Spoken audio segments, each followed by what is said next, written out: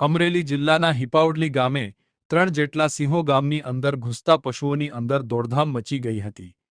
હિપાવડલી ગામમાં 3 જેટલા સિંહો શિકારની શોધમાં પશુઓની પાછળ દોડતા અફરાતફરીનો માહોલ ગલીઓમાં જોવા મળ્યો હતો।